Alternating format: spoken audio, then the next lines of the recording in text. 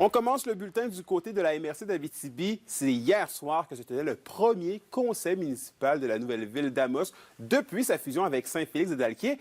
Et Alexis, c'est une fusion qui apporte plusieurs changements.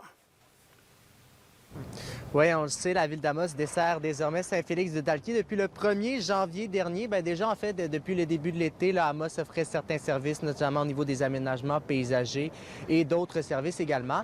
Parmi les changements, on est passé de 6 à 8 conseillers. C'est pour une période temporaire, cependant. Il y a Félix Labrec, l'ancien maire de Saint-Félix-de-Dalquier, et Éloi Rioux qui se greffent au groupe. On va revenir à 6 conseillers dès les élections de l'automne prochain. On sait qu'il y avait eu une consultation publique le 27 mai dernier également tenue. Il y avait plusieurs inquiétudes, notamment au niveau de la hausse de taxes et d'autres aspects. Les citoyens de Saint-Félix étaient plus ou moins certains. Mais il faut quand même mentionner là, que pour l'instant, les gens sont agréablement surpris et satisfaits. D'ailleurs, là-dessus, je vous laisse écouter l'ancien maire de Saint-Félix-de-Dalquier, Félix Labrec. Mieux qu'anticiper.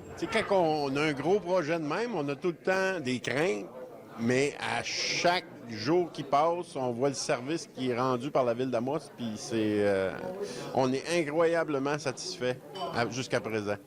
Bon, maintenant que ça c'est dit, vous avez demandé hier soir à Sébastien Dastou si d'autres projets de fusion comme celui-ci pourraient survenir prochainement.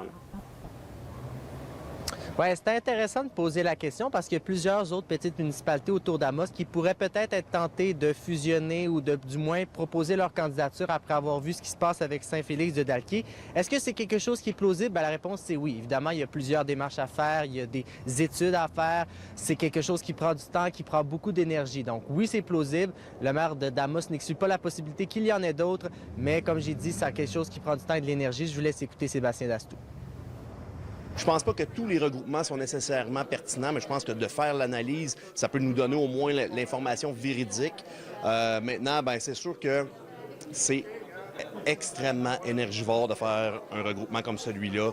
Je m'attends d'avoir une grosse année de tour de roue pour nos services. Mais c'est sûr que la ville d'Amos ne dira pas non à d'autres analyses, mais ça reste que c'est beaucoup d'énergie. Idéalement, c'est de le faire en plus grand groupe, là, je dirais. Là. Ça serait mieux d'en faire quelques-unes aux 2 ans que d'en faire une par année pendant 10 ans. Là. Mais l'objectif là-dedans, c'est vraiment juste de tendre la main, être là comme un joueur clé. On est quand même la ville-centre de la MRC d'Abitibi.